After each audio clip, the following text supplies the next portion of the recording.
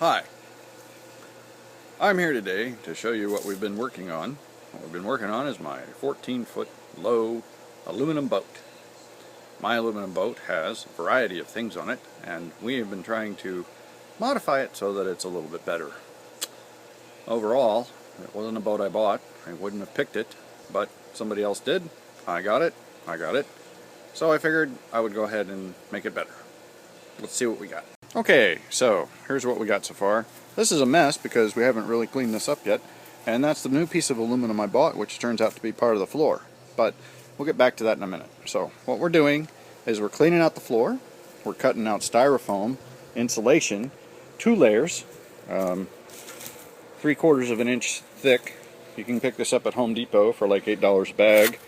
Comes with like 6 or 8 pieces. Anyway, when you look down, you can see there's another piece under there. The bottom one's 36 inches in length, and the top one is 38 inches in length. And hang on a second, let me turn off my pool pump so that it doesn't continue to make a racket. Okay, that's a little better. So, what we got here is, I don't know what I'm going to do with that tank yet, but this is going to be the rear deck, and underneath all that there's an ice chest and a seat mounting plate that's going to have a seat mount on it. Haha, real clever. And then what we're going to do is we have that piece over there. We're going to cut the next piece right there. We cut this piece, which we'll have to squish down, but there's a lot of leaves under there that have to be vacuumed out and cleaned up, but that's not the thing that's important. And then there's another aluminum section right underneath here. I mean, styrofoam section underneath there. Hard to see. This is one of the pieces of the floor. As you can see, it's 1/16 of an inch thick, and that's okay because we're putting styrofoam under it. So what's going to happen is that the styrofoam is supporting the floor. It's also insulating your feet, provides flotation, and gives us something that we can walk around on.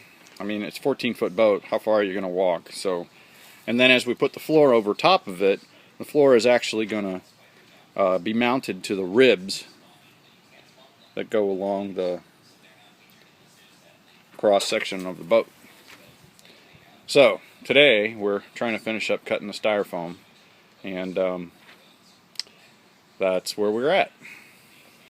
Anyway, part of finishing up the styrofoam today is going to be to make sure that we can get this section full of the styrofoam that we need. It's going to be the longest section without a support in it, but we're also going to put the connection seam for the floor pieces underneath this seat. And we're going to do that by taking these rivets that you see right here, here, all the rivets that hold the seat together. There's not that many. There's like 9 on each side. And then we're going to lift the seat out, and we're going to set it over there in my boat part locker, which is over there. And then, of course, that's going to upset my wife because that'll mean that I really did tear the boat apart. But the good news is solid aluminum rivets are cheap, and once I get my air compressor, I'll be able to bang those back in, and whether I put the seat back in or not will still be left for question. But what we're going to do when we do the seam underneath there is we're going to use a T-bar piece that runs across the entire length of the boat, and the 2 floor pieces will butt up against the seam, and basically it'll be like a butt joint, and that T-bar piece should also provide some support right in the middle of this long piece between these 2 cross ribs for the floor. Yeah, so here's the stuff that I bought from Home Depot. It's a polypanel cellofoam insulated foam. It's 6 pieces, 1, 2, 3, 4, 5, 6, and it's 3/4 of an inch thick, and it is in fact 14.5 inches wide, which is too much for what we need. But you cut it, you make it fit, and there you go. It's about $8. Hello, we're back. Okay, so we cut the 2 new styrofoam pieces, And there they are. And I have to look and see which one was which to see. Okay, so this is the shorter piece. As you can see, it's a little shorter than the other one. This one goes in first, and what you do is you just lay it down in there. Not really a problem. Apologize for my videography because I'm kind of new at that. And then you take the other piece and you lay it down on top, and you get it so that it's nice and snug, and you don't really have to worry too much about a perfect fit. We're not building the Queen Mary, and even then I don't think the shipwrights worry too much about the perfect fit because they got welding and all that other stuff. Okay, so there we go. We got this one, this one. You'll love this. This is 11. This one's 11 inches wide. This one's 13 inches wide. This one I don't remember, so let's go ahead and measure it again. There you go. And it is 12 inches wide. So, as you can see, each one of these rib positions in the Lowe 14-foot John boat are custom. They're not specific. You know, well, I would say they're specific, but they're not evenly spaced. Yeah, that's what I'm looking for. We're probably going to cut that part out, but there you go. Okay, so that's two of them. There's one there. I got to vacuum under that one, clean it up because it's a little dirty. You can see it gets a little bit yucky from the elements if you leave it out, but I didn't have a choice because I haven't had a chance to work on the boat for a while.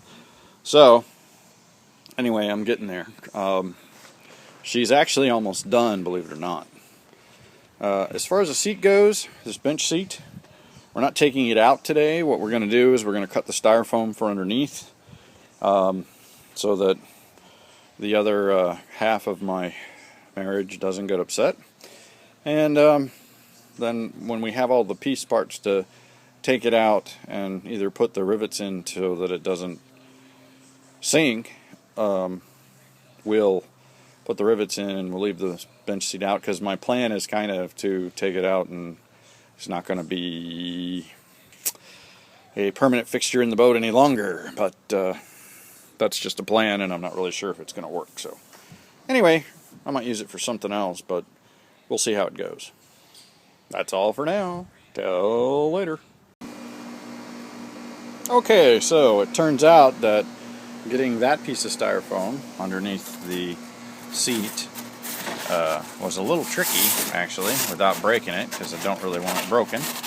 But I can't get the other piece under there without taking the seat out.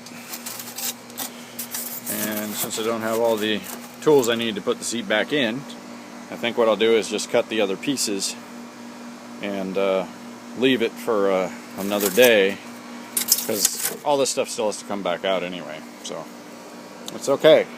So if we look at the 60-foot marker right there, that's where the seam is going to be for the two floor pieces. This piece of aluminum right here is going to be the floor deck, is 60 inches. So that's how that's going to work. Right now what I got to do is figure out, it should be like 7 inches of from right here to where the styrofoam is, and we're going to measure that right now. So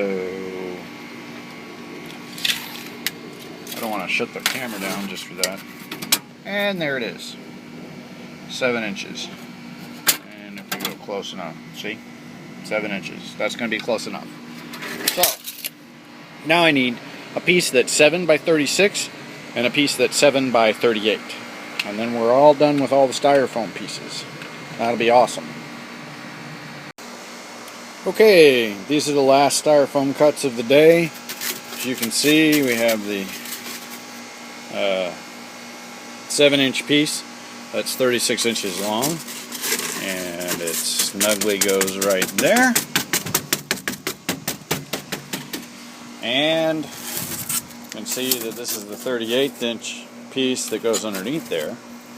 And then we have the other 38 that goes here, which also, once again, without seriously pushing, I can't get under there with the seat the way it is. So we are going to simply set it right there like that. And then we're going to take this one and we're going to set it right here like this. And then we'll see if we can get the compressor that we've been looking for. And if we can, then we'll go ahead and take the seat out.